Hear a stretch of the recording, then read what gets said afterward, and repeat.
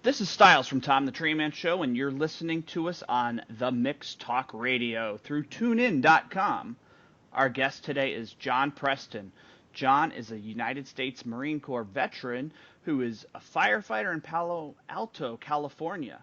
John is also a music artist who's raising money for PTSD and suicide awareness. John, we appreciate you taking time out of your busy schedule to talk with us. Welcome to the show. Hey, Styles, what's going on, brother? Hey, you want to tell us how you got started with music? All right. So we go way back.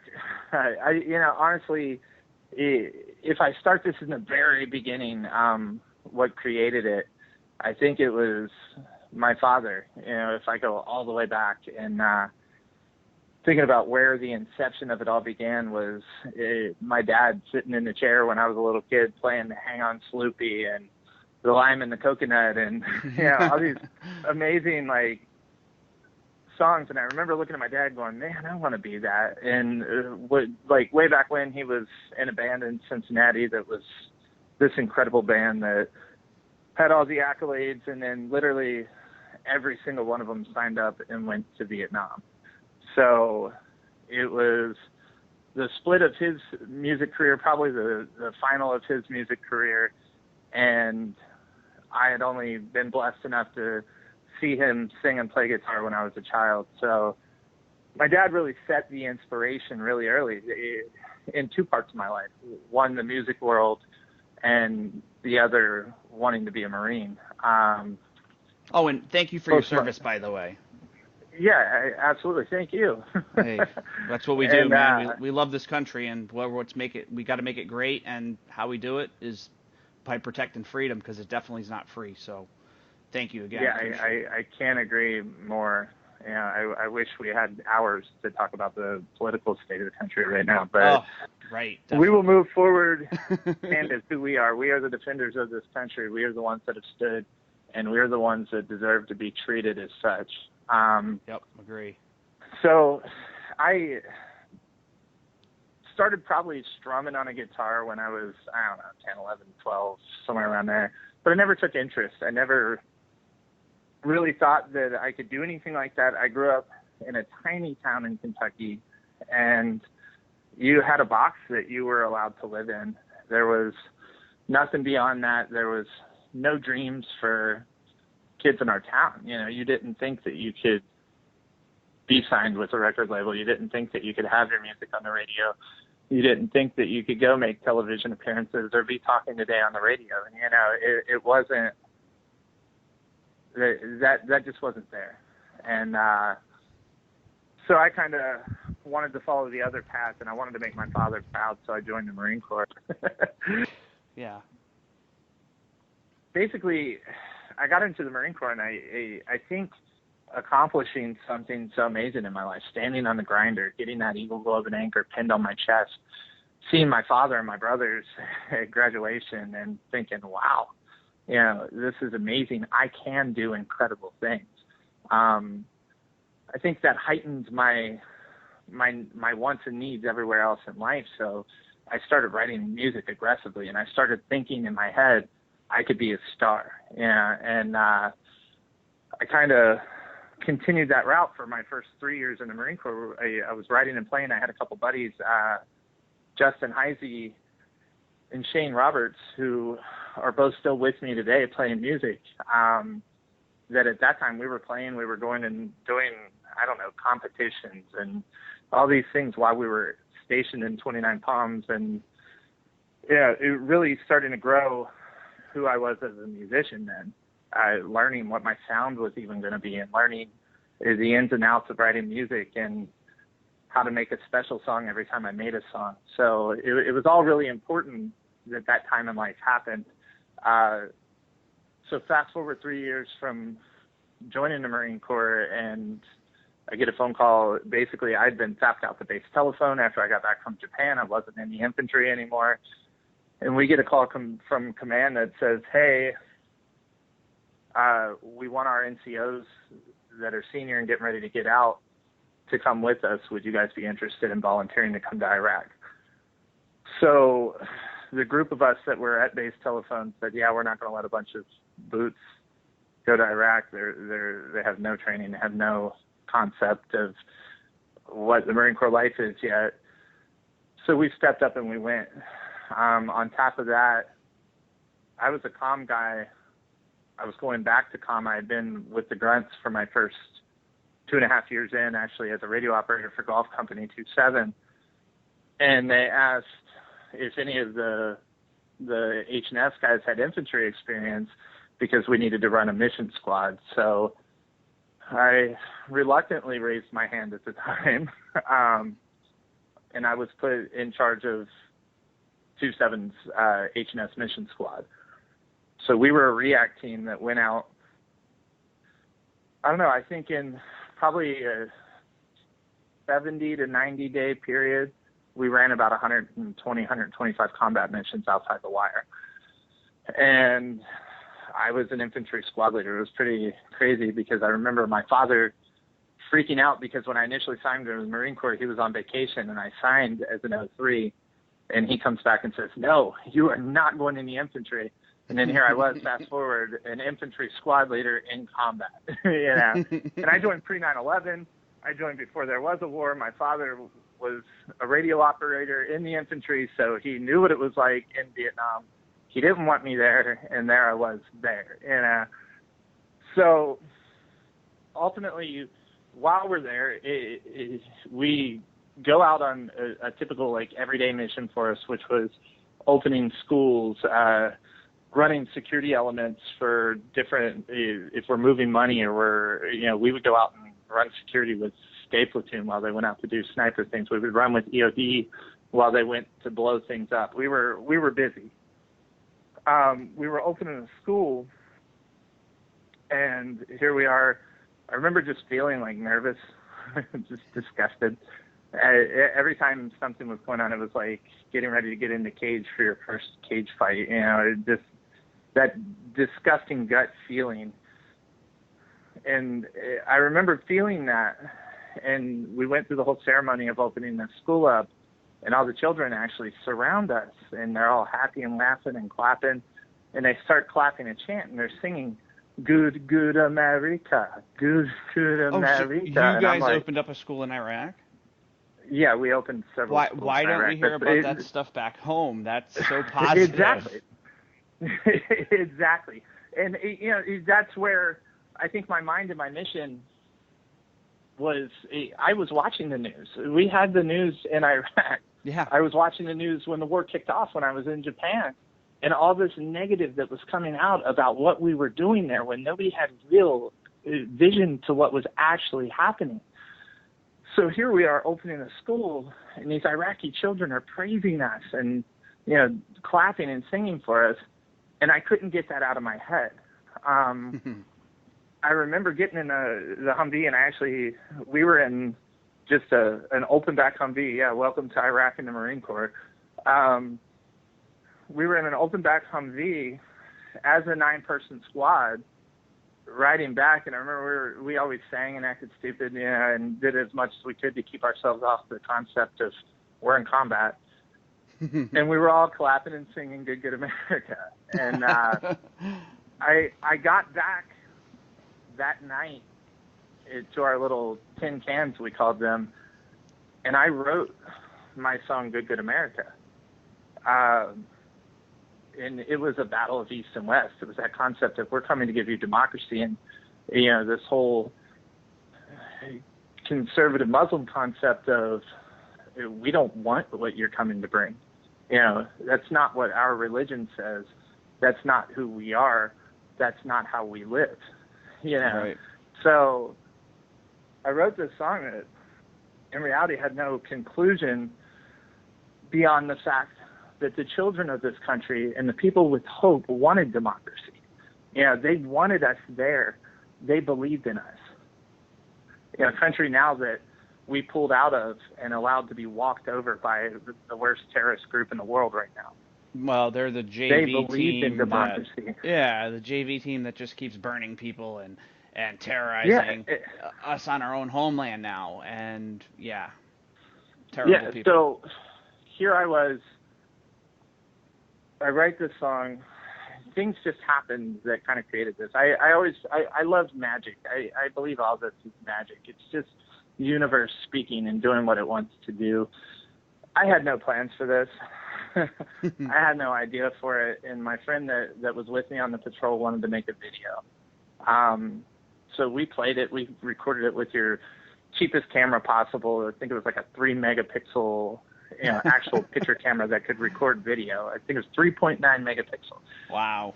So we shot that, a live version of me playing this song. He goes into the comm shop, and he goes on Windows Media Player, which probably took him 5 days to cut what would take 5 minutes now. Takes video from our missions, takes photos from our missions, and he creates this video that ultimately we were sending to my Master Gunnery Sergeant's brother because he had a hip-hop label in Atlanta. Oh, my goodness. Master Guns had hemmed me up playing the song while I was outside in the can, and he was like, I want my brother to hear this. Get me a version. And we're like, well, what are we supposed to do? We're in Iraq. So yeah, we just can't spin it off, Yeah. Yeah. And we made this video, and Nick Hoffman, who now has his own podcast, Poop Culture, which is huge. They're doing great things.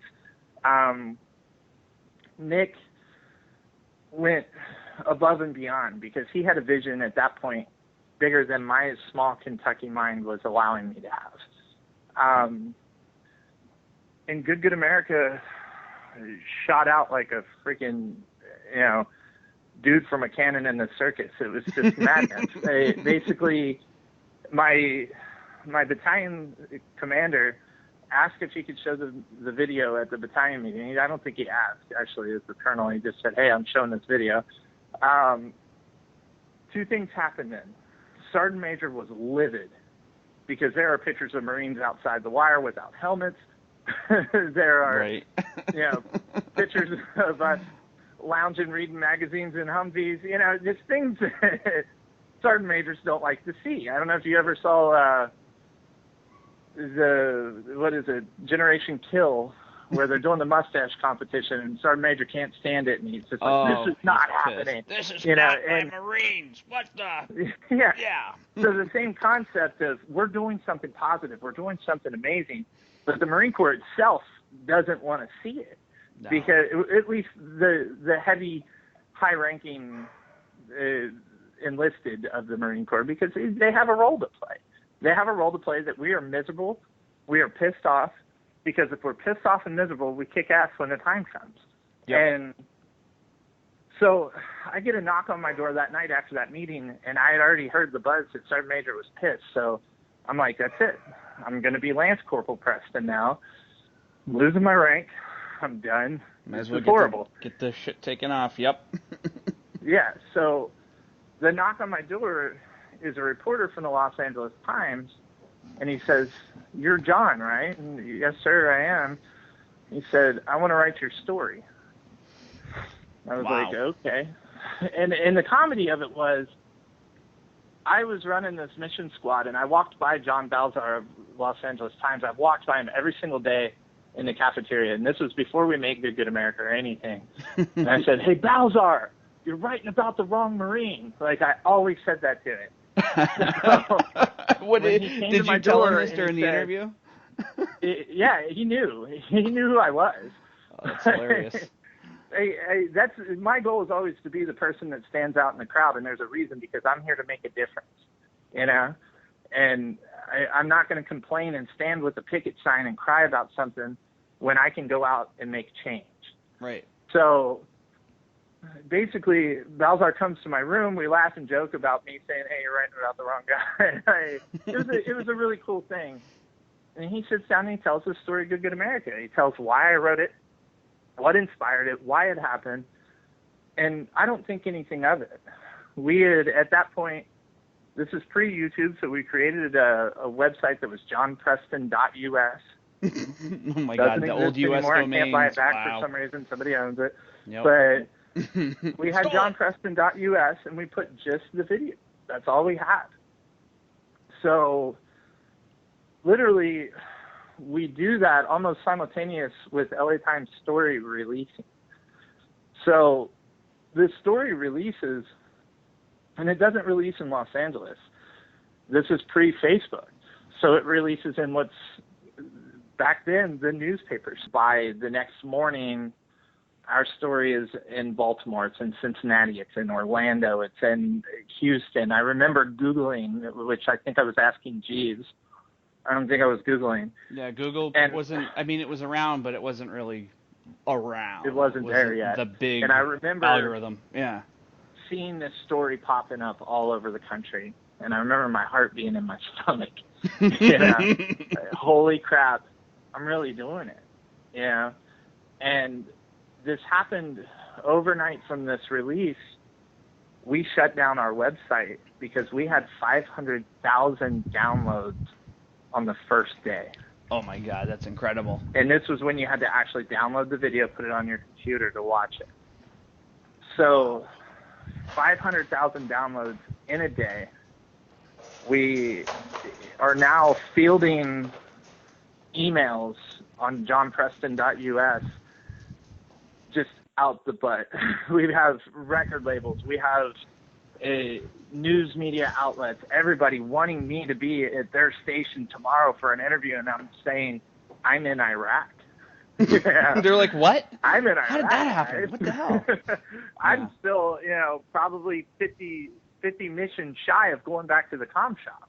Yeah, so it was one of these things where you're in shock. You can't believe it's really happening, but then you're still right in the heat of the combat world. And in the heat of being a leader of several Marines. And it wasn't as if my focus was off. I knew where I was going. I had re-enlistment papers ready to go. I tore those up and threw them in the trash because I was going to be a rock star. And what did Sergeant Major and Master Gun say about that? Master Guns loved it because he was supporting it. Sergeant Major just stopped talking to me. Yeah. He the pulled funny out thing the now, prick he and I card, actually communicate. We talk back and forth via email every once in a while. And it was one of those things where at that point within the battalion, as far as what I was doing positive for our Marines there, I was untouchable. I was. Yeah, you were the god. Yeah, I now put myself in a place where I'm not going to do anything that's going to get me in trouble as far as what the video has in it. Yeah, but at the same time, I still had to be an outstanding Marine. I had to be on my shit, and I had to make sure that at one point running an entire platoon, the 60 Marines under me had their shit together too. Yeah. And basically this happens. I get back from Iraq. I came back on a dance party because I was EASing. I was getting out. I was back for a week before I got out of the Marine Corps. And that had to do with our little volunteer to go thing because we wouldn't have had to go. Yeah. So I go back, I EAS out. Within 2 weeks, I had signed my first record deal. Was literally on the phone multiple hours of the day doing different interviews on different radio stations, was going around doing television interviews. It was crazy because all of a sudden it was like, whoa, I'm this farm boy from Kentucky and I'm doing it. I'm a rock star. I'm doing it. This is amazing. I played the Roxy in LA, oh man, all this stuff where it was just like, wow, I can't believe this is really happening. I can't believe this is me. Holy shit. I think part of the failure at that time that I ended up having, and I don't consider it a failure, actually. Let me go back on that, because I did what I needed to accomplish. I went public to the media and told people that we were opening schools. That was the idea and the concept with Good America, was to come out and tell the nation that we are not fighting the war that you think we are. We're not killing babies. We're not, that's not the war that's happening. So I accomplished that. We took 6 months to release a single, and I lost my media. Part of the reason for taking 6 months to release a single is I was dealing with post-traumatic stress and didn't know what it was yet. I was drunk to blackout almost every single night. I was crying hysterically over things I didn't even know or understand why I was crying. I didn't know what was wrong with my head at the time. I was a wreck. I was a mess. I contemplated suicide. I went through this whole world. At 22 years old, I had now had this compression, this huge compression of what can happen over an entire career of a firefighter or a police officer, all in, 6 months. And I didn't know what to do with it. I was blessed that I didn't turn over to drugs. I was blessed that I didn't end up dead in a ditch on the nights I did black out. I was blessed that I didn't have a pistol in my house the multiple times that I thought about just ending it anyways. And I stand here today, a different man, a changed man that understands what post-traumatic stress is and knows that I can fight through it, that I can be successful.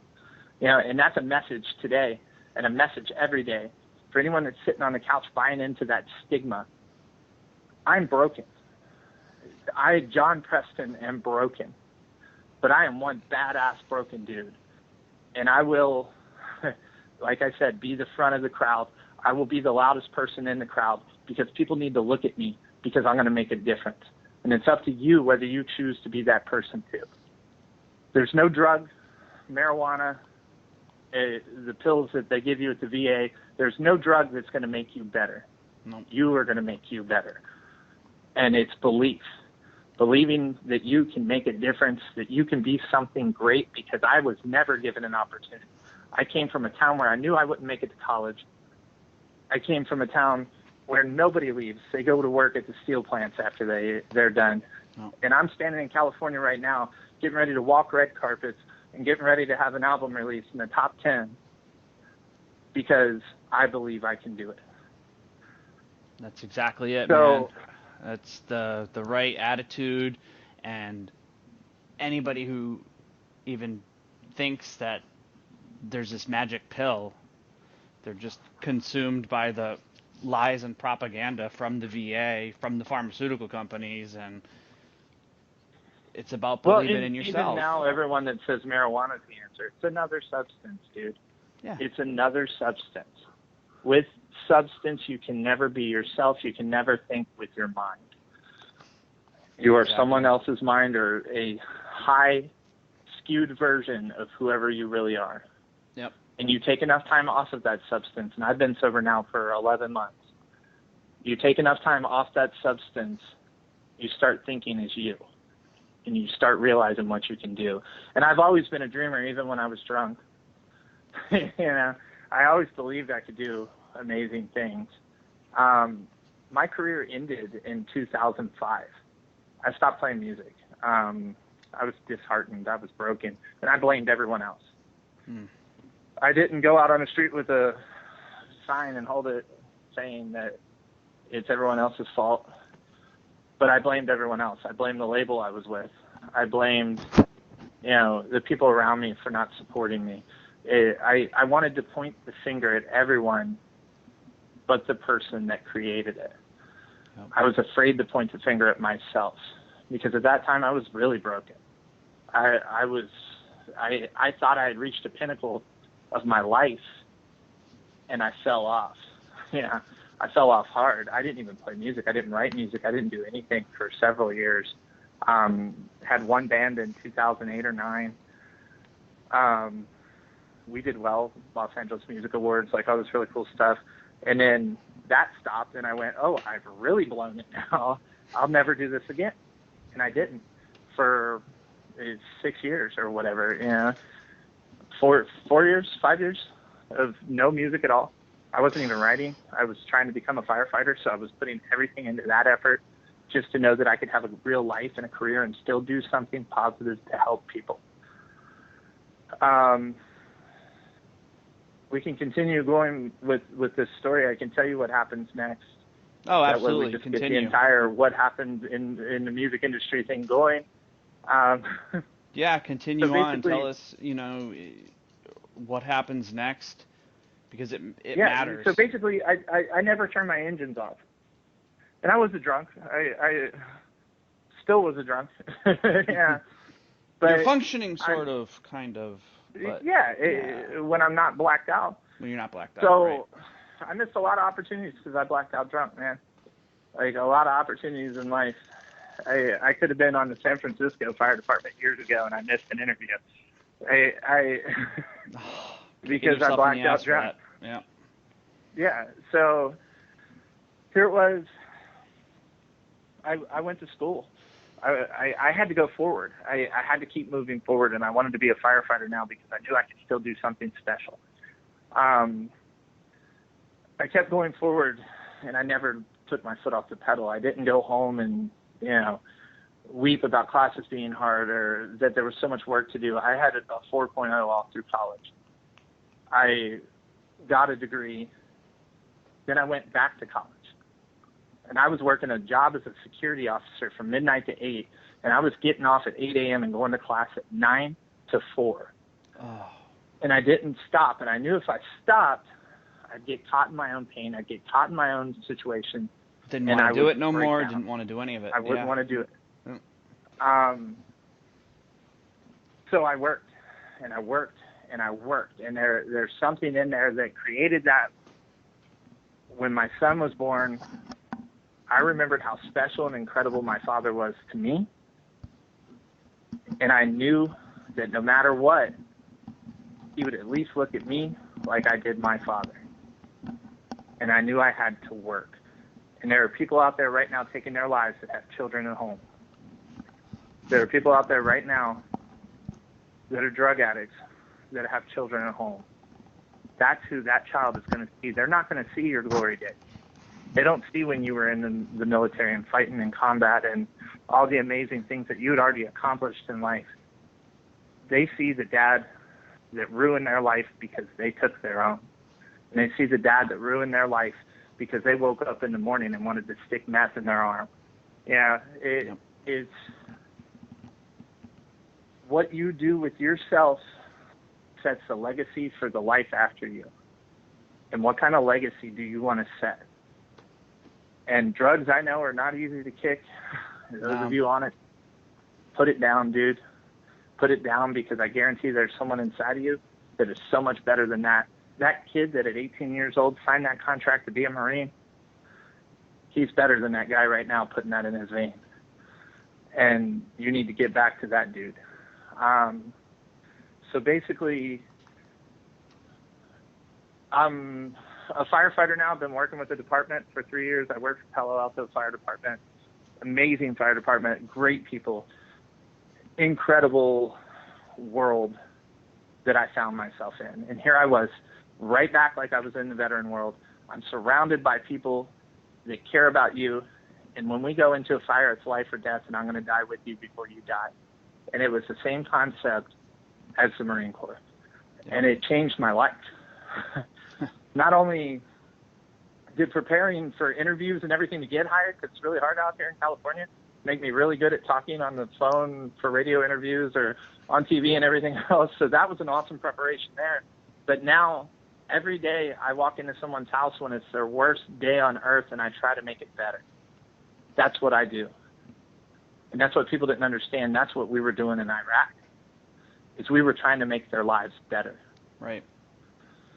So there were mass destruction chemicals, stockpiles that we sold them, but they were expired and probably more lethal, and yet, oh, we're going in there for chemical weapons because we know they have them, and oh no, they don't have them, and then, yeah, they really have them, and then we're still going out there making their lives better, but nobody wants to talk about any of it. Yeah, I mean, that's what they don't understand is once we went in and blew their country up, we wanted to go in and make it a livable place. Right. We wanted to create a democracy where these people can have decisions on their own. They can get education. The woman can be a woman instead of being a slave that's beaten. And, you know, it was a lot larger than just weapons of mass destruction. Yeah, they wanted to talk about... And the war I was fighting had nothing to do with weapons of mass destruction because that was debunked before I even got there. Yeah. I was there for the Iraqi people, and our mission, literally, 2nd Battalion, 7th Marines mission in Iraq was to win the hearts and minds of the Iraqi people. We were not there to kill. We were only killing when we were getting killed. We were only fighting back. We were not engaging an enemy. We were only fighting back when we were engaged. And people just never had the right view of that, you know? Nope, they think, oh, all of our, men and women in uniform are getting killed, and it's just so bad. And, I mean, to put it in the, famous words of General Mattis, war is hell. Unfortunately, yeah, our brothers and our sisters do not always come back the way that we want them to come back, but that happens. It's part of life. How many thousands of people are killed every day in car accidents? And these people are doing the honorable thing, trying to serve their country and to also give another country, liberation and freedom, and to make it a better place. And and priorities are wrong. There's people that need to have a perspective and realize there's guys that come back, and I'm talking to the veteran community right now, us that are perfectly capable, that came back maybe with our minds a little broken or a lot broken, yep. But we came back with our body.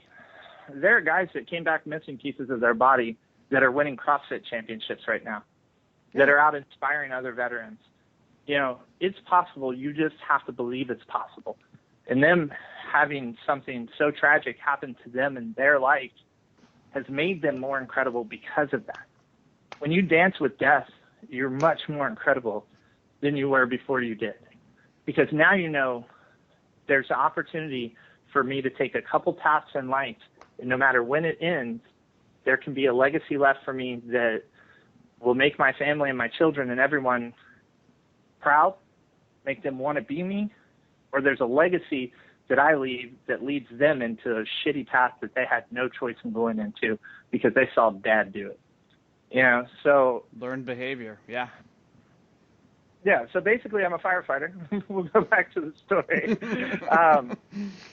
There I was, knee deep in shit up to my ears. Yeah. I'm 2 years on duty, just 6 months off probation, and I blow my shoulder out. I go into the doctor. The doctor tells me, hey, you've got 8 months you're going to be off work. And I went, what? I'm ready to take the engineer's test. I need to go take this test so that I can promote up. I'm a firefighter now. That's what I'm doing in life. And he says, no, dude, you're going to be sitting on the couch because I got to rebuild your shoulder. Wow. So it was disheartening because I'd worked really hard to be where I was and what I was about to do. I was going to be one of the youngest engineers ever in our friggin' department, because I go and get it when I want it. Right. So here I was sitting on the couch, and I had remembered going to a jiu-jitsu tournament with my brother just a few months prior, and his buddy telling me, you got to read The Alchemist. So I said, I got nothing else to do. Let me read The Alchemist. So I pick up this book, and the book talks to me. It literally talks to me. If you've never read it, it'll talk to you too. It'll just talk to you in whatever way you are and in your life. Anyone that feels like life is not worth living, take a minute and read that. It's an easy read, a couple days. And take it to heart, this story. Take it to heart, this inspirational young guy that is going through all these ups and downs in life to find his treasure in life, to find what his true calling is, to find what it is, and listen to the universe, because the universe had been tapping me on the shoulder for years since I stopped playing music, continually telling me, John, you have more to do in life. John, you have more to do in life. So after reading The Alchemist, I was sold. I knew I had 8 months to play with. And I reached out to every person I knew back in 2004 when I was with the record label. I called everyone from Dave Neese, who's currently making my films for me when we do our promo videos, who's been working in Hollywood for 25 years. He's a Navy veteran. Wow. I called Brian Wicken, the CEO of Pacific Records now. At that point, he was the owner of the tiny little label I signed with back in 2004. I called all these people, and I said, I want to do this. At that point, I didn't even know what I wanted. I just knew I wanted to make my son proud. I knew I was sitting on a couple hundred songs, and none of them were recorded. Wow. And I knew that I could start putting these down. All I wanted was a 10-song LP. That's all I wanted, just so my son could see it and hear it and know that Dad was pretty special back in the day. You know, and he may not recognize it now, and he may not recognize it for years, but when he's 21 or 22 and he's in the Marine Corps, he's in college or whatever he's doing, he's going to look back and go, my father was pretty incredible. My father was a badass. Yeah. Well, at that point, I was just cool. I could make music, you know. Yeah.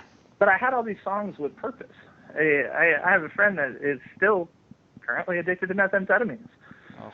Has been in and out of jail, has been in and out of rehab, has wrecked and destroyed his life. And when he came to see me when my father was passing away, actually, when my brother passed away, not my father, when he came to see me, he was high. Oh my After God. I've spent so much effort trying to get him to get clean, he showed up high, you know. And that's amazing, right? And he's setting a legacy for his 6-year-old son right now. So I'd written a song for him back when he started banging cocaine and I was drinking like crazy. We were both living in the Bay Area. We're actually both from Kentucky. We were roommates in the Marine Corps. And I wrote Your War Is Over. And Your War Is Over to me, that was when I changed. When I finished that song, I changed because I realized what I was doing. Because I was trying to tell him, you know, the battle that we're fighting with post-traumatic stress and everything, it's done. We don't have to keep fighting this. The war is over. You know, our war that we fought is over. Put the rifle down. Let's do something else. And it was an awakening for me too. So one of the first songs I sent to the label was that song, and I said, you know, I want to do this, and I want to do this and try to create in some sort of movement out of it. You know, let's do something. This is before 22 a day. Wow. This was before that was popular. It was before people were doing push-ups. The stat was out, but it was yet to become a thing. I think even when it became a thing, the people that were doing push-ups on Facebook had no idea what they were doing it for. Well, because a lot of them, they have this vision of this tattered, broken veteran, and that's not who's committing suicide, and we'll get to that. So basically, I got approval from the label to do a single. That's all I got. I had a full LP on contract. They pulled out. They didn't want to work with me in the beginning. They actually weren't going to work with me at all. And I couldn't let it go, and I kept pushing, and I begged for a single. I literally called and said, can we please just do a single? We have a really big plan for this. I'll do everything I can. So we signed for the single. I was like, all right, boom, I'm in. Rather than do Your War Is Over, ISIS just surged on Iraq and Syria. I was infuriated. They're putting videos out of massacring hundreds of people at a time, chopping off the heads of American citizens. And I'm disgusted, and I had this chip on my shoulder that we're not going to let that happen here, you know. And unfortunately, our government has allowed it. Orlando and San Bernardino happened. But it was a warning to them saying, you got 4 million veterans that just fought in your home turf. Come to ours. Please, let's play a home game. Yeah, let's play a home game. So I wrote This Is War. And This Is War was what we chose to release as a single. We had already recorded a couple other songs, so when This Is War came out, we shot a music video with it for nothing. So far, I have zero funding. So far, zero. But Dave is a phenomenal film man, right? So I'm lucky. Zero funding, but somehow thousands of views on Facebook and YouTube and thousands of downloads of this single.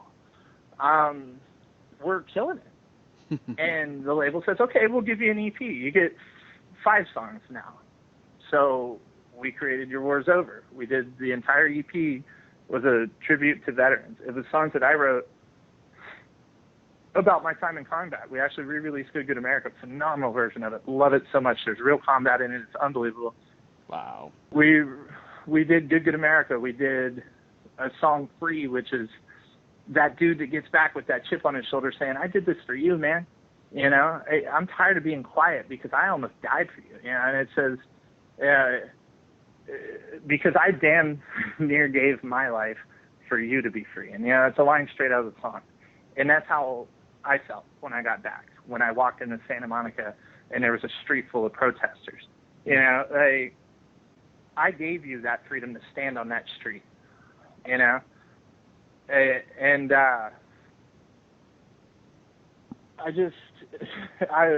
we were rolling. Everything was going well.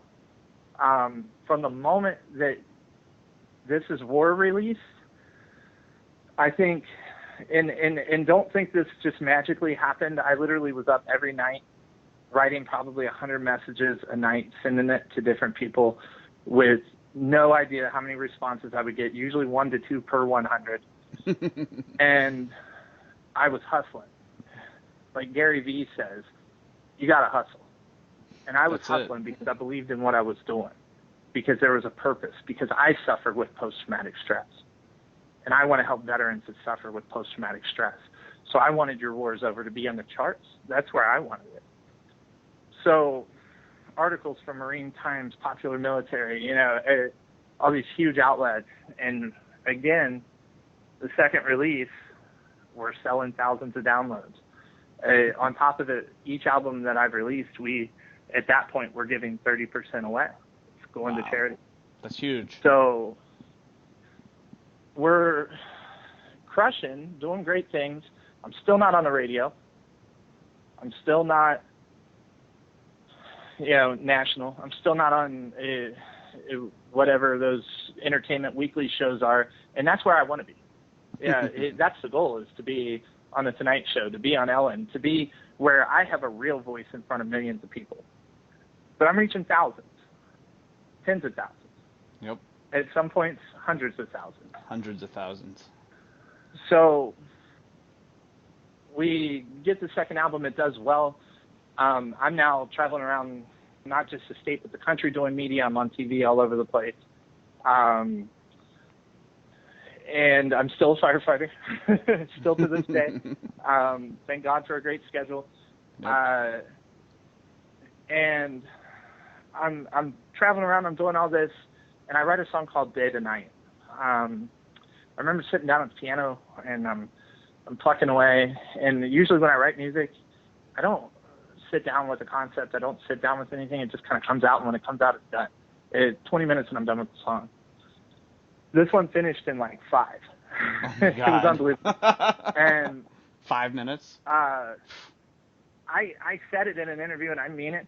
I believe the soul of Charles Strong, which was a Marine that died in Afghanistan back in 2014, I believe the soul of Charles Strong was with me sitting there writing that song, because this song was about Charles and his wife.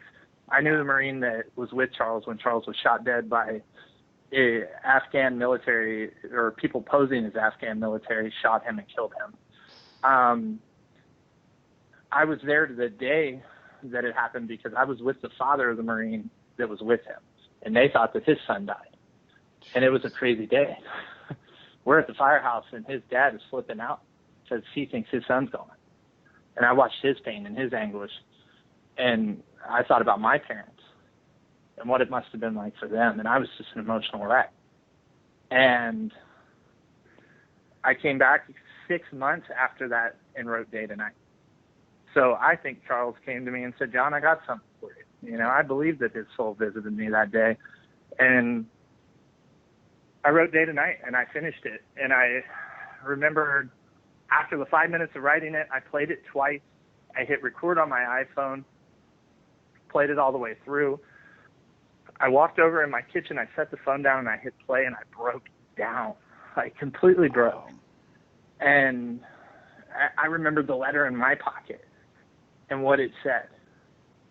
You know, that I'm not coming back, but remember me as a hero. I will always love you. I'll never be gone. I remembered that. So when I finished the song and I got done with my emotional outroar, I remember thinking, I'm making a video of this song. I actually remember thinking that, like, clearly. I'm making a video of this song, and it's going to be badass. Like, it's going to be amazing. This story is coming out, and it's coming out national. And I, without anything at all, no money, still zero funding. We can say that over and over again. Zero funding. Zero funding. I called every single music video maker in Los Angeles and said, this is my story. What can you do with it? How much will it cost? And I'm getting bids back for $150,000, all the way down to $10,000. Wow. And these people are saying, this is what we can do. And the $10,000 video was not what I wanted. Yeah. No. I wanted the $150,000 video. I'll be honest. Well, yeah. But you're getting 100 times better, 1,000 times better. I mean, because the plan was Blue Cloud Movie Ranch. And it was this huge spectacle of explosions and amazing things, right? So I'm telling them, let me get back to my investors. So the whole time, I'm actually searching for investors because I don't have any. You know? I have no money. So, yeah. So ultimately, I mean, it only took a few weeks because I recorded the song. I went down to the studio. I did the work. So I had it in hand so people were hearing it and loving it. And it took a few weeks to get it rolling. And I remember, this is kind of funny, like, and very spiritual and very, like I said, the magic. Whenever all this happens, I put things on my phone. Like when you click and you have that picture right now, if you click on my phone and it lights up, it says billboard because I know where I'm going. But back then, when I was getting ready to do Day to Night, I actually had a picture of a set, a Hollywood set that had Humvees, and it was like Fallujah. And it turned out that it was the set of American Sniper that I had on my phone. So time passes, things start happening. We start, moving towards getting this video done. I get a phone call from someone that says, hey, I can do it for $5,000. Wow. And he's like, let me go and talk to this place that I want to shoot it at, and I'll send you pictures, and we'll go from there. The guy sends me pictures back from this place, and lo and behold, it's the Blue Cloud Movie Ranch, and it's the set of American Sniper. Wow. And I'm like, yeah, we're going to do it with you. Holy cow. We're going to do it with you, and I'll find $5,000. We'll figure that out. And I did. Like, literally 2 days before we were set to shoot the video, or 3 days maybe, before we were set to shoot the video, I signed a contract with American Hero Clothing, and they fronted half of it, and I worked 2 overtimes to front the rest. And that was it. Wow. We were going to Blue Cloud Movie Ranch to go shoot Day to Night. And incredible. They got costume houses. These people are legit. For $5,000, I was blown out of my mind. I'm dressed as a Marine and in a flak jacket with a rifle. Yeah, it's like what a world, right? That's awesome. It gets crazy then because here it was, this concept of this pinnacle of this dream, and I remember talking to my father over and over on the phone and how stoked we were, and like this was his dream too. As a child, this was his dream. Yep. And he had started telling me stories of his band playing in Cincinnati, and the night they all got electrocuted on stage because they were playing on top of a cruise ship and it started raining. My dad started sharing things he had never shared before in my life. And I remember thinking then, man, I'm really making my father proud right now. Yeah, I'm really doing this. So I'm slotted to fly to LA, getting off of shift at work 2 days before the video shoot. My father goes in for a regular everyday endoscopy. They think he's having a bleed. They go in to check. When they put him on the anesthesia, he codes. They do CPR. They run two rounds of CPR. They shock him back. I get a phone call at 6 a.m. that my father's in Kentucky in a coma. I'm 2 days away from flying to LA to shoot my video. I shit my pants. Nope. I lose my mind. I leave work at 6 a.m. I shut down Palo Alto Engine 65 is out of service because I'm gone.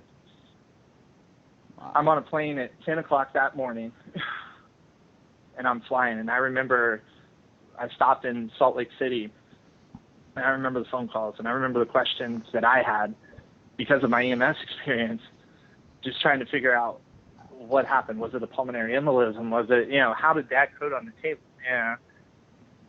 So ultimately, I get to Kentucky. I'm there for 24 hours, which was the amount of time that it was supposed to be that he would wake up from the hypothermia protocol that they do after codes. He wasn't waking up. And when he got out of the hypothermia protocol, his body's in full myoclonic jerks. Won't stop shaking. It's like an earthquake in his head. And I am getting ready to cancel my flight. I've already called Taylor Strong, who was Charles's wife, who came out and played herself in the video. Phenomenal woman, so powerful to do that 7 months after her husband's dead. Jeez. I am getting ready. I called Taylor. I said, Taylor, I can't do this. I can't do this. I have to stay with my father. He's going to wake up. I got to be here when he wakes up. So my brothers and my mother pulled me aside and basically said, hey, Dad hasn't stopped talking about this. This video has been his joy for the last, 2 months. You got to go. Yeah, you got to go. So if you go back on my Facebook page, anybody that go follow me on Facebook, you're going to have fun. I write a lot of things. And how can they find you on Facebook real quick? Facebook.com/John Preston Music. Go back in there in July of 2015 and look for the entry that says wrong fucking plane. Because I was on the wrong fucking plane, man. And I flew to LA. Actually, I flew to San Francisco and drove to LA. Talk about shit. Flew to San Francisco, drove to LA, and I remember the entire time just thinking, man, I wish I wouldn't be doing this right now. And we were shooting interviews for our promos for the video, and there was a point where Dave asked me, can you tell us about what's going on back home? And I broke down, and I remember just saying, I want to be there right now. I don't want to be here. Yeah. So ultimately, I definitely put on the most emotional, badass performance anyone could because I was a wreck that weekend. Yeah, any time it called for screams or emotion or tears in the video, I had them. Yeah, I had them in abundance. My father was my hero, man. He was my life, and he was everything I wanted to be. He was the reason I am who I am. He was the reason I moved forward instead of letting the bottle beat me.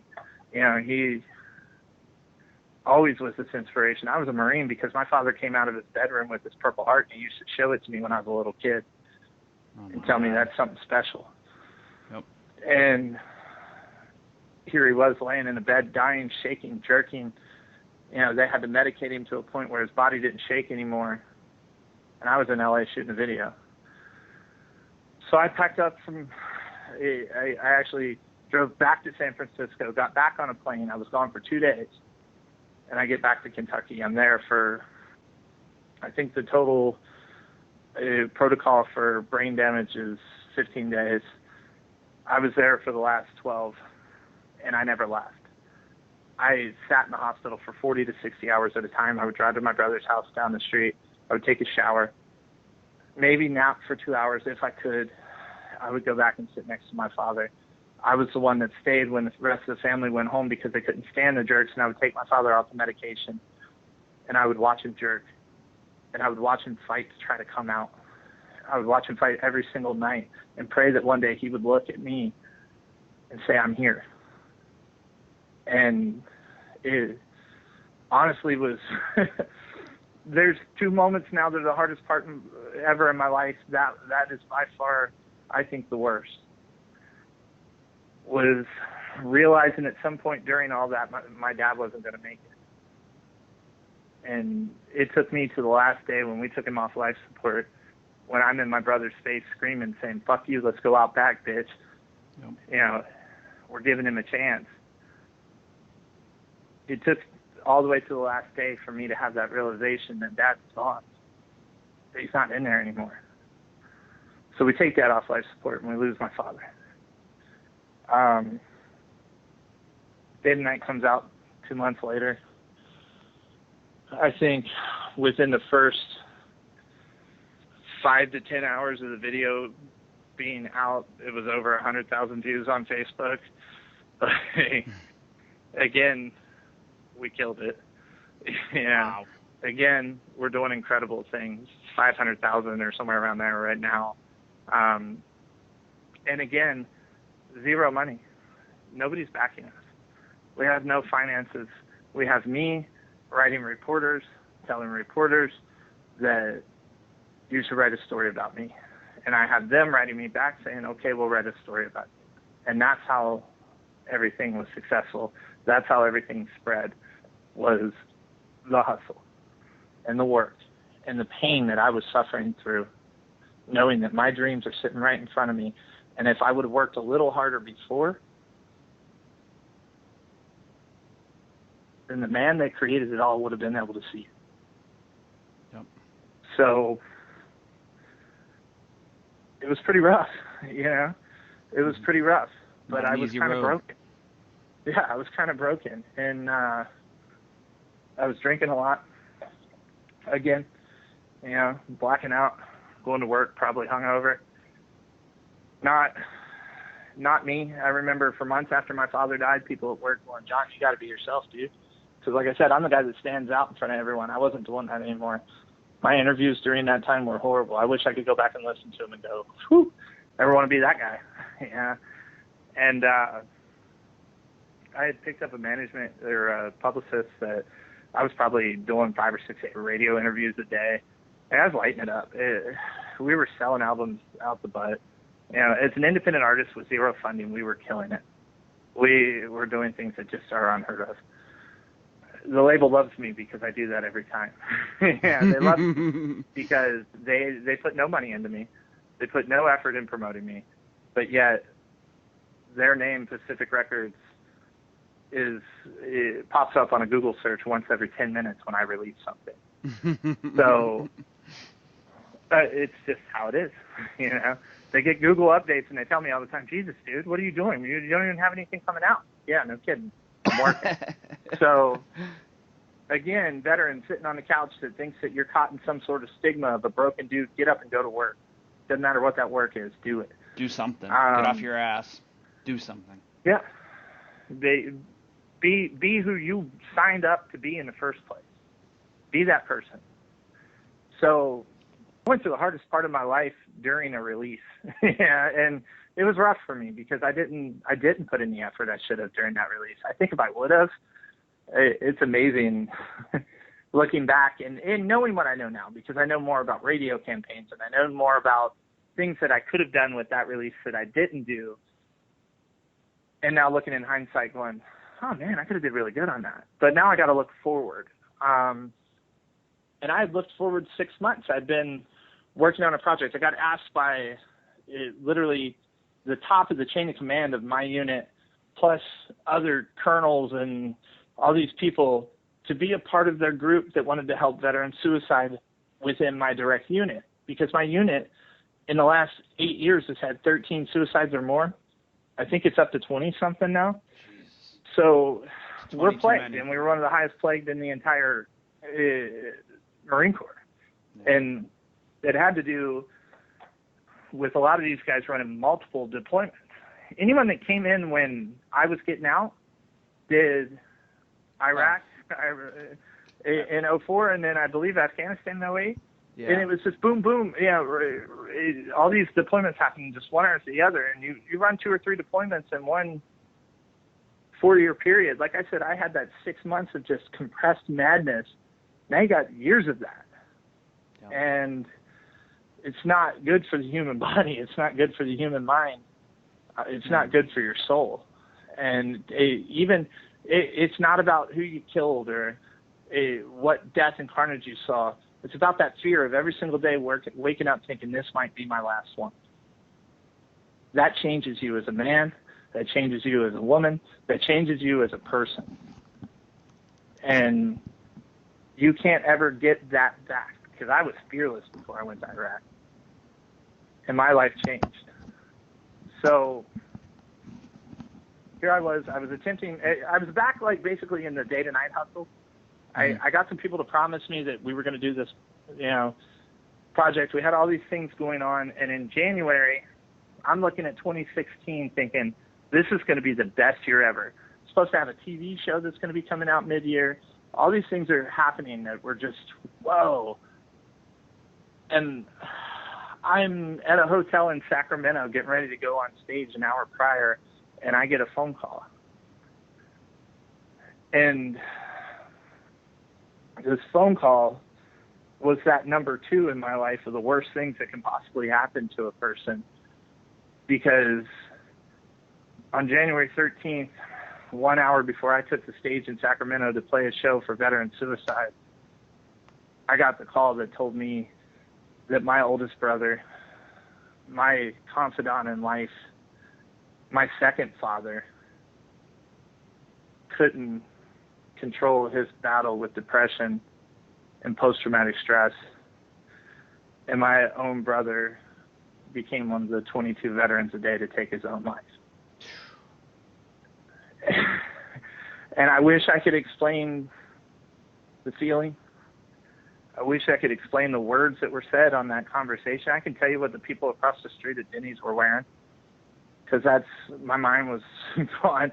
Yeah. But I can't tell you any of those conversations that happened. I can't tell you anything that happened probably for the next 4 weeks, 5 weeks, 6 weeks, because I went back to Kentucky, and on the 18th of January, I saw my second 21-gun salute in 6 months from the 2 most prominent men that influenced my entire life. It's tough and awful. I had been Nobody fighting. should have to experience that. Yeah, it was a ride, man. And I had been fighting against post-traumatic stress and veteran suicide for 3 years publicly. Wow. And I missed it in my own home. I missed it with someone that used to be my best friend until we stood face to face in the ICU screaming about my father being taken off life support. Our relationship was never the same, and I lost him 6 months later, and I never got to fix that. Oh. And everything that you think of, I mean, there's so many people, the push-ups online, they don't know what this does to a family. They don't know that I have 2 twin nieces living in different homes now because difference of opinion of what happened to their father. I have one that was checked into therapy and, put into a facility because she lost her mind after her father killed himself. I have a 7-year-old nephew that when we meet people in public and they say, "Oh, is that your daddy about me?" He says, "No, my daddy's in heaven."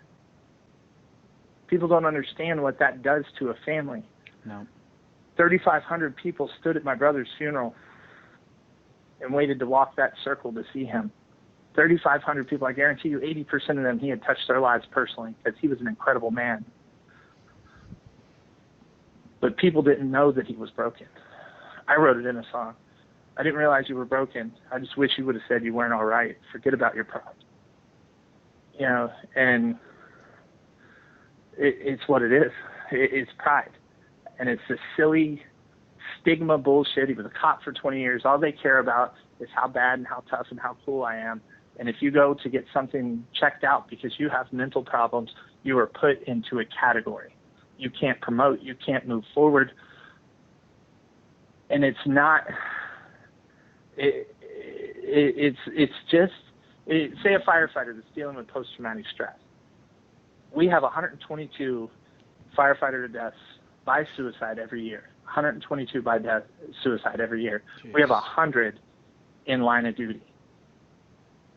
those 100 line of duty deaths, I guarantee you that I do at least 500 hours of training a year to be better so that I don't end up a line of duty death. Wow. We maybe do 10 hours of mental training in the fire service a year. Maybe. The only reason I get it more is because I'm part of the critical incident team for my department. Otherwise, you don't.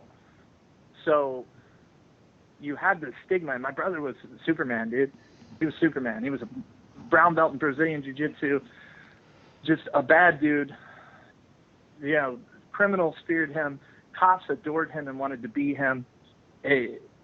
He talked so many other people off the ledge. I had people come to me tell me that your brother kept my son from committing suicide.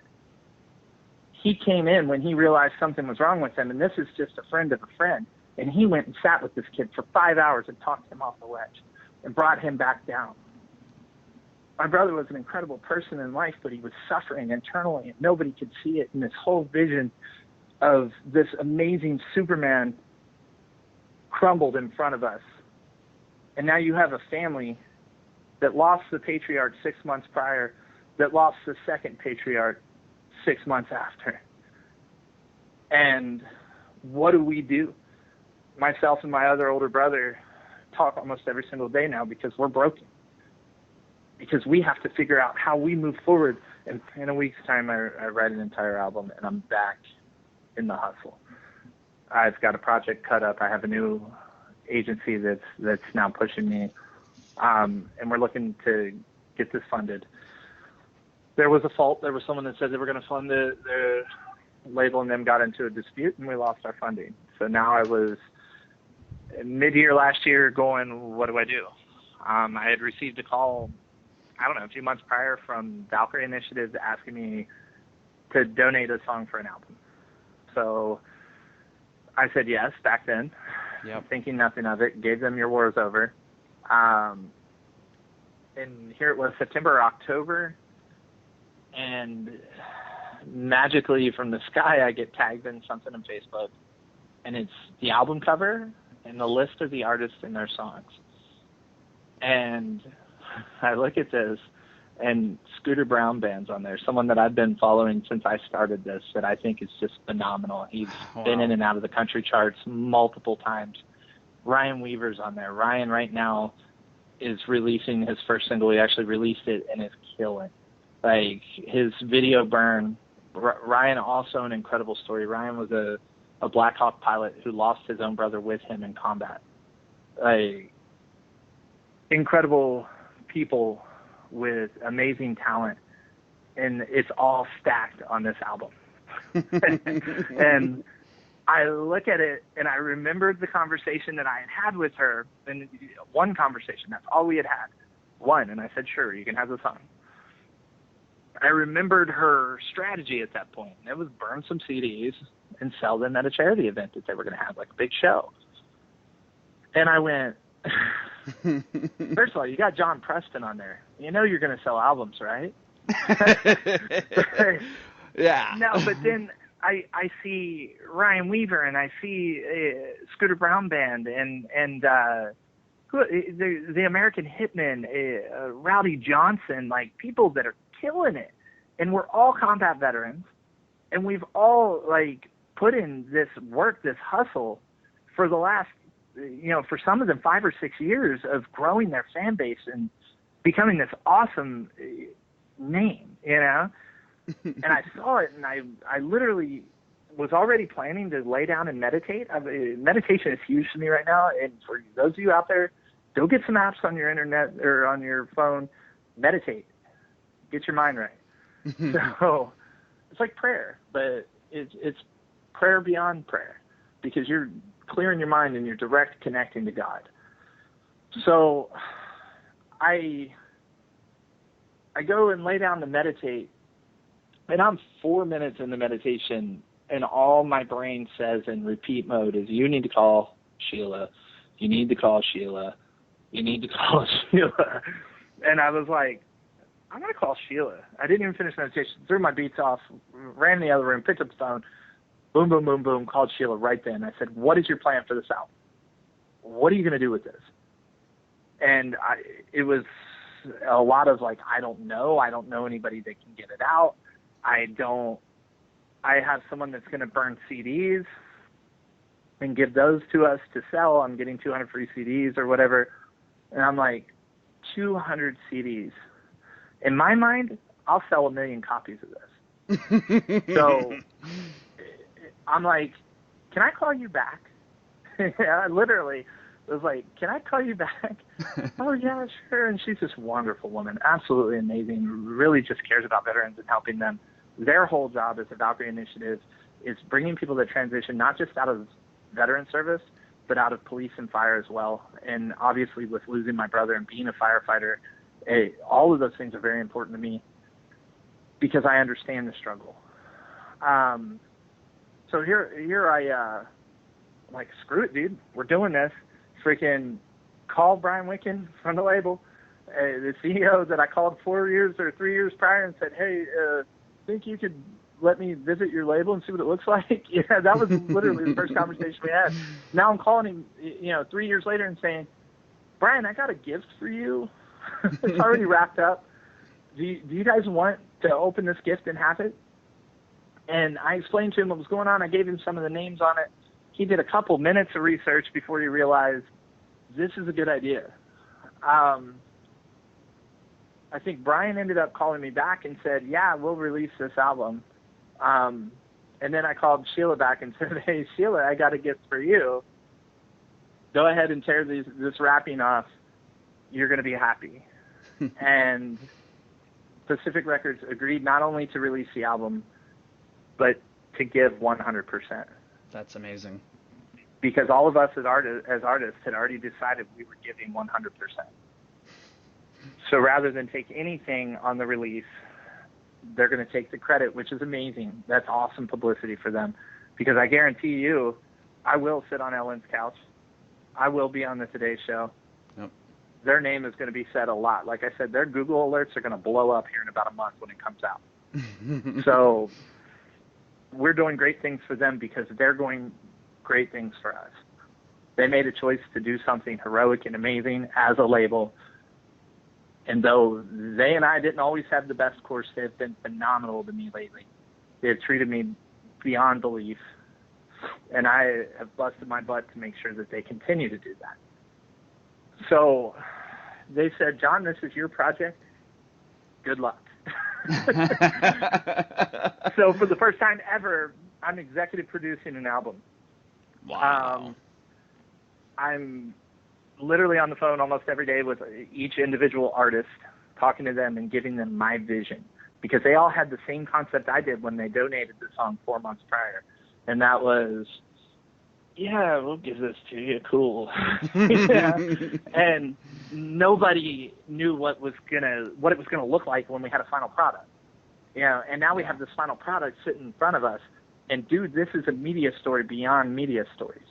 This is 9 combat veterans that are writing about our experiences, our life, our pain, to help others and ease their pain. But not only to tell them that we are in pain, but to show them that we are some badass motherfuckers.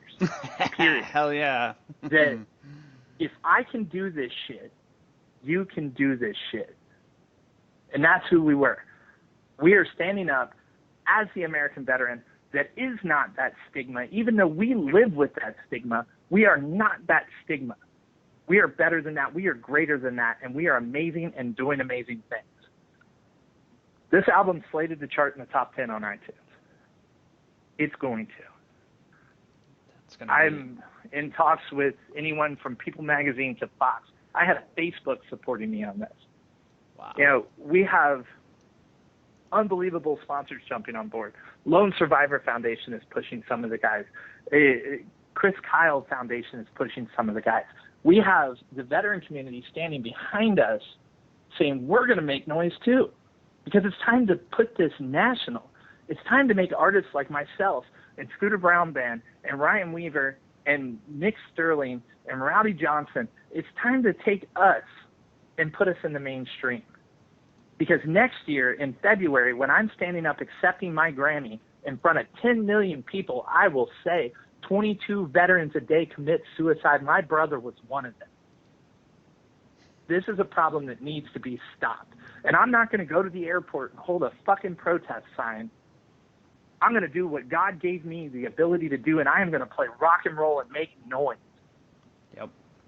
So all of this happens, and everything starts spinning, and everything is incredible, and I'm like, holy crap, I can't believe this is really happening. And I remember the moment that I got off the phone with Brian, I wrote my own press release about Your War is Over, because that's all I had donated so far. And I wrote a press release like, it's coming back. You know, this really cool story about how it didn't reach its potential the first time and now it gets a chance. But then I remembered I already recorded Superman Falls 3 months prior, because I recorded it just to have a demo, and we just cut a demo. We cut vocals, drums, bass, and guitar. That was it. And I called the label back and I said, hey guys, since we got this album and we can put my track anywhere we want on it, is it okay if we do Superman Falls too? And they're like, yeah, dude, do you think that's going to be the best song? I said, that is the best song. Yep. And Superman Falls is this story of a wrecked family, man. It's the life that I'm living right now. I'm the little brother of an older brother that took his own life. And that is what this song is. Because this guy is Superman. He's not a broken veteran. He loved the Marine Corps, man. But he was dealing with depression after a lot of years of what had happened in the police service and in his life. He was dealing with post-traumatic stress because he showed up on freaking scenes where people had killed their own babies. He showed up on traumas on the freeway without fire or EMS there yet and watched people die in his arms. And he didn't have an outlet because he was too cool, and he had to show the world that he was this tough, cool dude full of bravado. So here we are. I go in, I record with Alan Sanderson, literally Grammys on his shelf, literally platinum albums on the wall, anything from Weezer to Elton John, Fleetwood Mac on his wall, gold and platinum everywhere. And I record my song.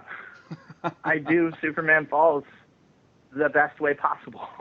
And I'm like, if I'm doing it, I'm running a radio campaign, we're putting this on the radio, we're going national, this is it, it's time. So ultimately my goal with this album is beautiful. This album is amazing. There are stories, you could sit here and have this 2-hour conversation with anyone else on this album because they have a life that they've lived too that is incredible. Now we're all together and we're doing it together. But my goal beyond that, and I'll be running PSAs, we have videos, you've seen it. Yep. We have videos that tell this story.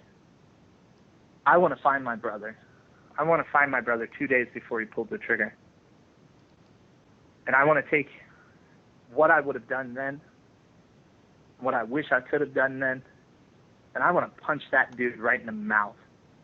I want to slam him in the mouth, and I'm going to grab him by his fucking head and let him look at the last year of life that's happened without him.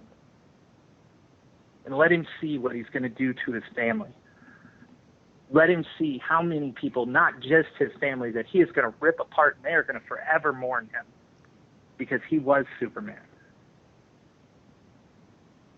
And that is where I'm going. And that is the campaign that I'm running. And I have an amazing platform to do it now, and I busted my ass to make that platform happen. So in 3 months from now, 4 months from now, when you're driving down the road and you're listening to Superman Falls on the radio, and you're thinking about this conversation, and you're going, wow, he wasn't joking.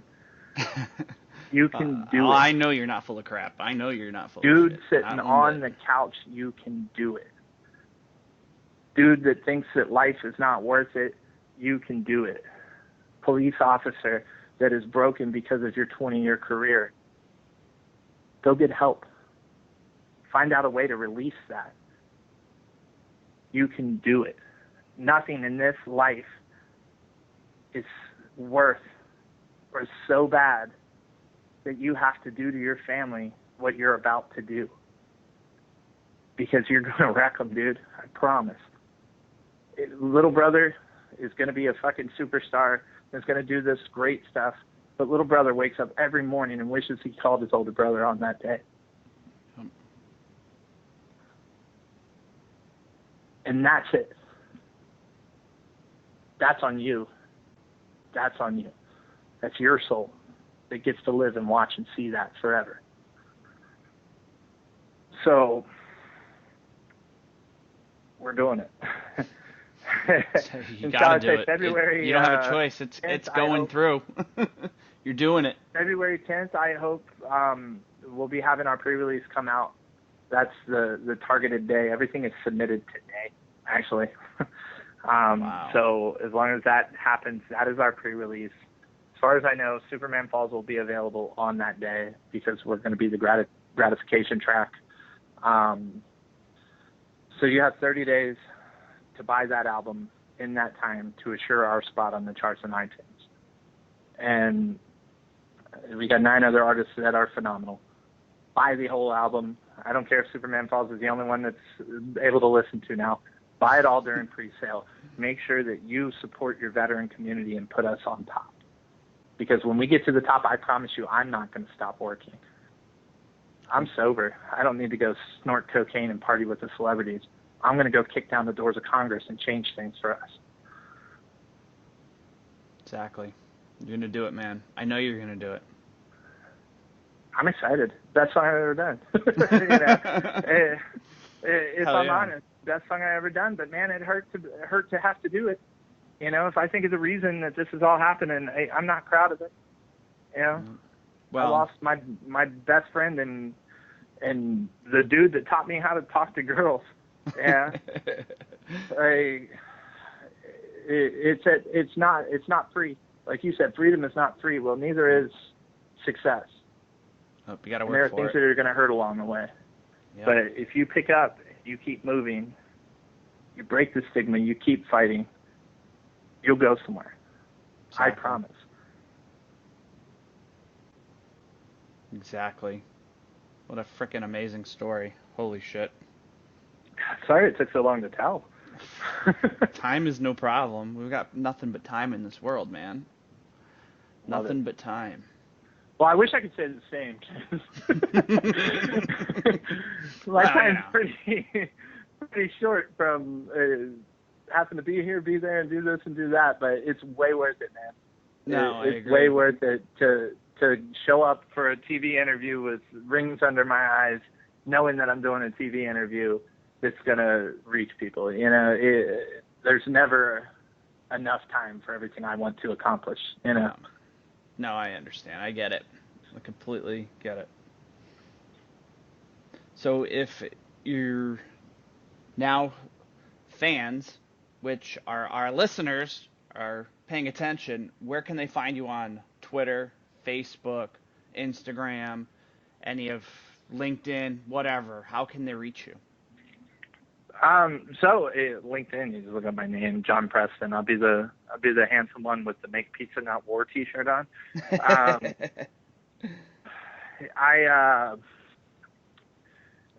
Twitter is John Preston or at John Preston USA.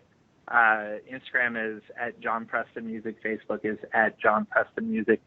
I am horrible at social media when it comes to utilizing Twitter and Instagram. So Facebook's the place to go. I've really built a huge following there and utilize it. Once everything takes off, I know I'm going to have to use Instagram and I'm going to have to use Twitter more.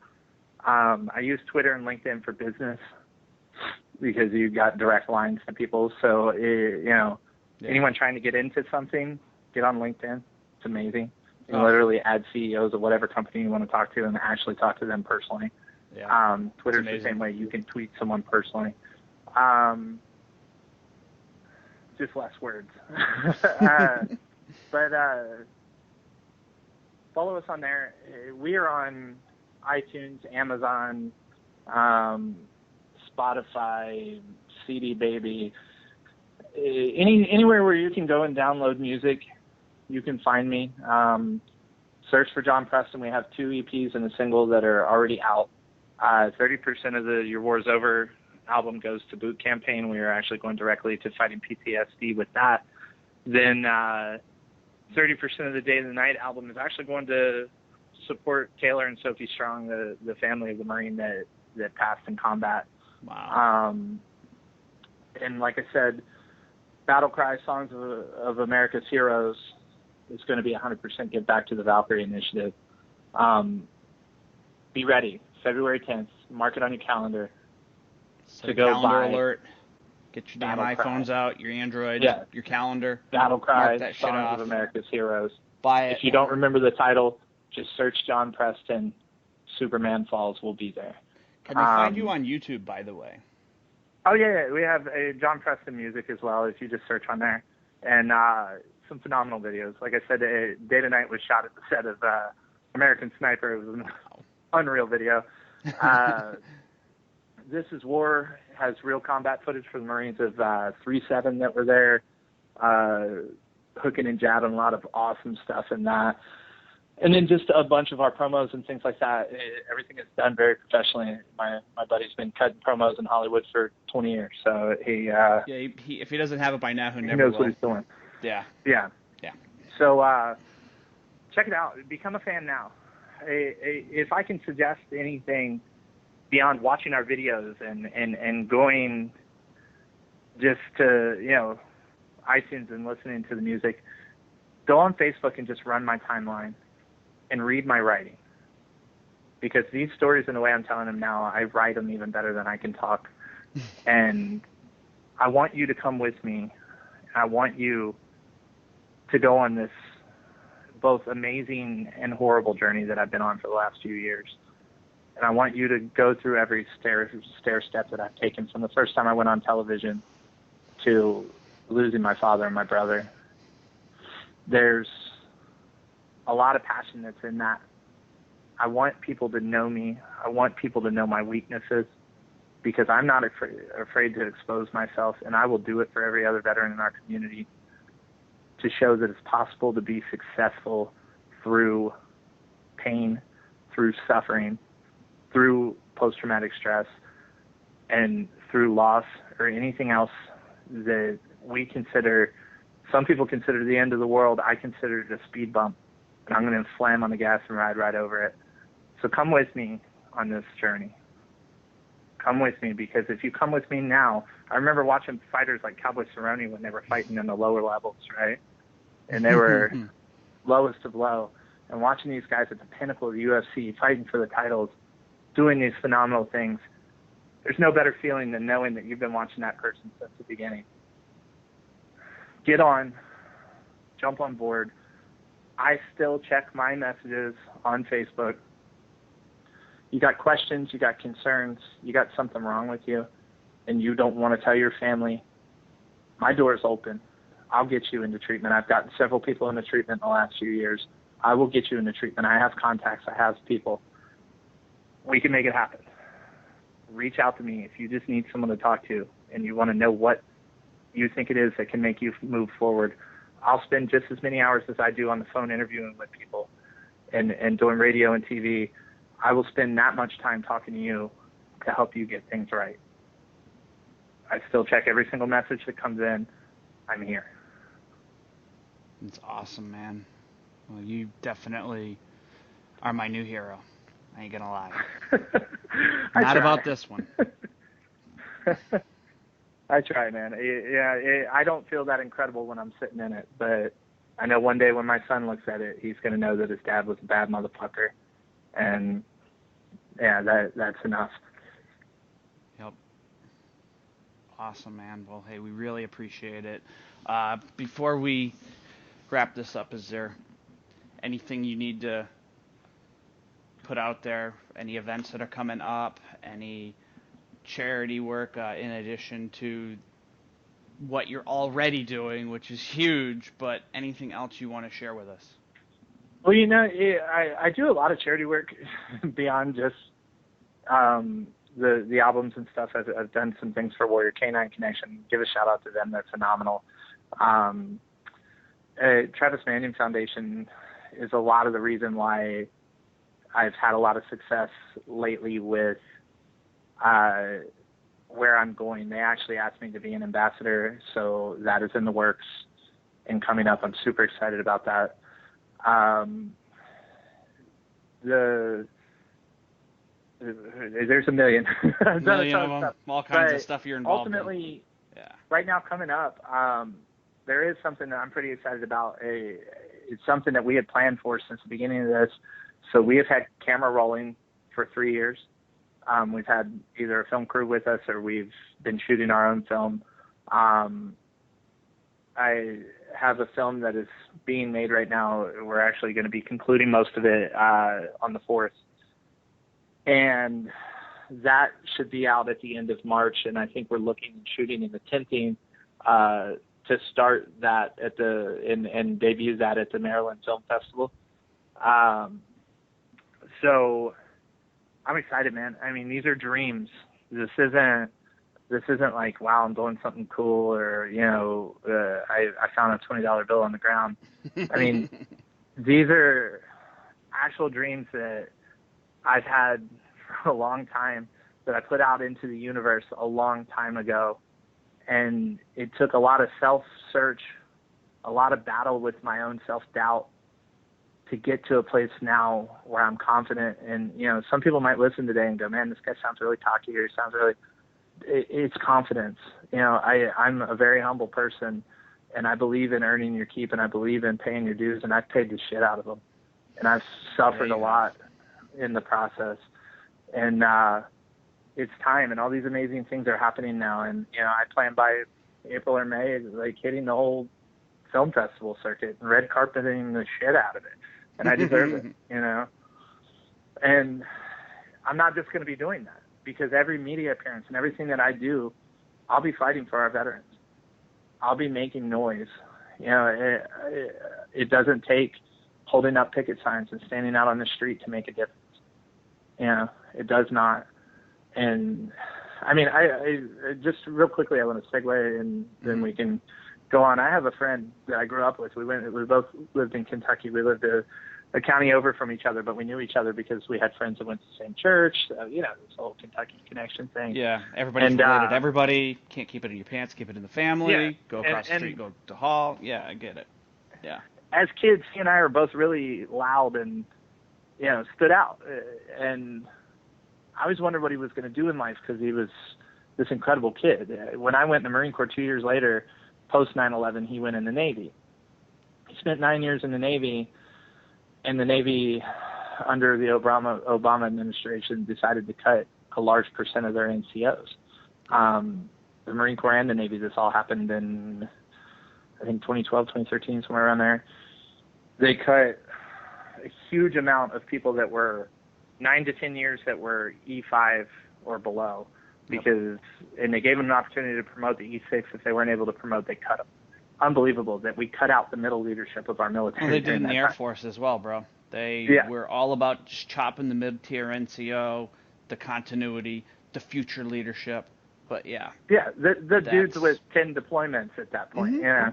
So basically, Matt got cut, and Matt didn't know what to do. And Matt got into doing drugs and drinking alcohol and partying, and didn't have a direction. And Travis Manion Foundation grabbed Matt up and said, let us help you. And they gave him an internship, and they let him paint, because Matt is an artist.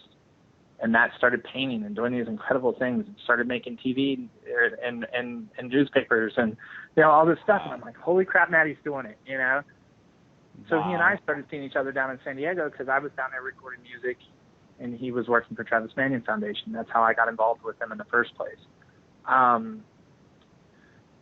Matt, Albie, and Nick from Travis Manion Foundation decided to run across the country. They ran from Texas to San Diego for veterans. Holy shit. Literally ran 30 miles a day for a month or whatever to go from Texas to San Diego. Incredible things are possible. None of us have a box that we live in. It's only the box that we create for ourselves. Matt was an inspiration to me, and I was already doing everything that I was doing. I was already all over the media and doing all this cool stuff. and realized, wow, now Matt is working for Travis Manion Foundation, has a job, and is an ambassador for them, helping other people integrate into normal society. So I just wanted to talk about him. I don't ever give him a shout out. He's a great person, and that foundation is unbelievable. Ryan Manion, who is the sister of Travis, was just assaulted at the inaugural ball by a bunch of people that claimed to be protesters, pushed her over, and for going into the Veterans Ball. That's the opposition. That's the people that think they're doing something by standing on the street holding a picket sign. They attack someone that literally has saved thousands of veterans' lives. Yeah. So and they have no idea who he is. Nothing. Yeah, nothing. No clue. Yeah. Ryan is Travis's sister. Yeah. They got pulled away from the crowd and got jumped by a bunch of crazy protesters that weren't protesters. They were violent criminals. They were criminals. They are to me. Mm-hmm. Yeah. But it's insane to think that you can choose that route to make noise, and you can complain and you can cry and you can do all of that. But if you want to make noise, make a difference. Go run across the country, sign a record label and have it hit the charts. Do something worth doing. If you're a badass fitness guru, become a freaking badass fitness guru and help other people become badass fitness gurus. Do what makes you feel good. Exactly. Because it's possible. And until you can tell yourself it's possible, you're going to sit on the couch, you're going to dwell, and you're going to think about that pistol and how warm it will feel. It's not worth it. Nope. Not at all. Wow. But that's it. Hit singles and TV movies and, just normal everyday stuff, man.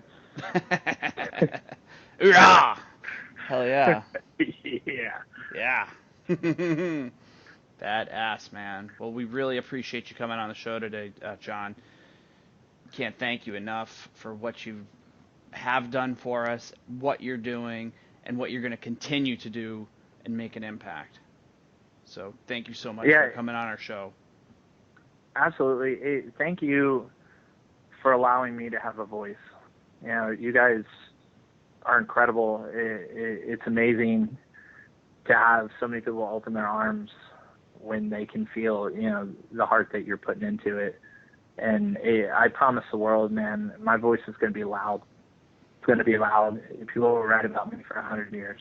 I will make a lot of noise, and I'll do it through what God gave me. I know you will.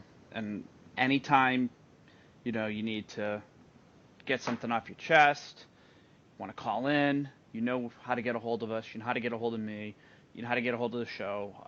I've started following you on Facebook, YouTube, Twitter, so make sure you hit us up. I've tagged you in a post on Facebook with Tom the Tree Man Show, and we're here, man. Anytime you want us to, if you want us to put out your song, we'll put it out and launch it and help promote it and raise some money for, these great causes, man. You're a hell of a man. Your dad's proud of you. Your brother's proud of you. I'm fucking proud of you. I'm not gonna lie. So. Thanks, brother. Absolutely. And this is Styles from Tom the Tree Man Show, and you're listening to us through the Mix Talk Radio on TuneIn.com. Make sure to download and purchase these albums on iTunes and songs coming out in February 10th. Yeah, that is the goal for now. That is the goal. If that shit changes, you better let us know, and we will update this. Yeah, I'll let you know immediately. All right. You have yourself a great one, and thanks for calling in tonight. All right, brother. Thank you. All right. Take care.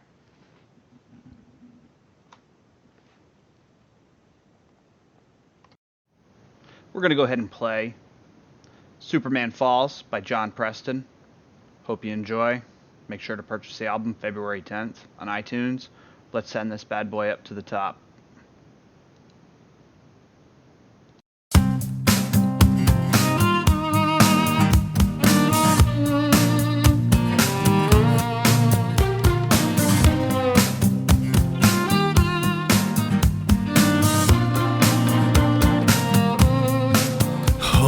frost around my lips, it tells a story oh so well of the frozen tears that shatter as they're falling from my shell.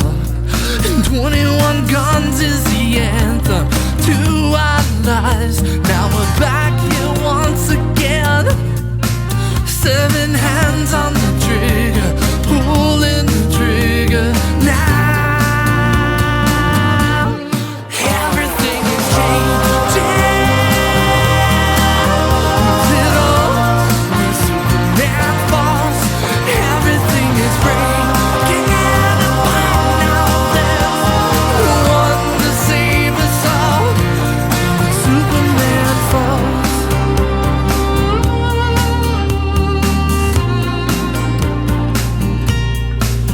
What's in store now that selfless has been selfishly relieved? It's so hard to accept the hero of our world who's filled with disease. And 21 guns now blasting over and over, screaming in my head. 7 hands on the trigger, pulling the trigger now.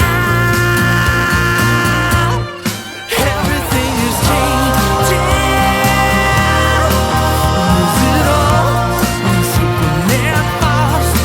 Everything is breaking apart now. There's no one to save us all. Superman falls.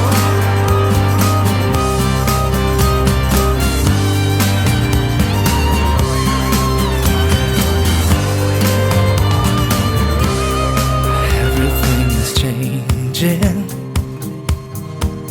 Lose it all when Superman falls. Everything is breaking apart now. There's no one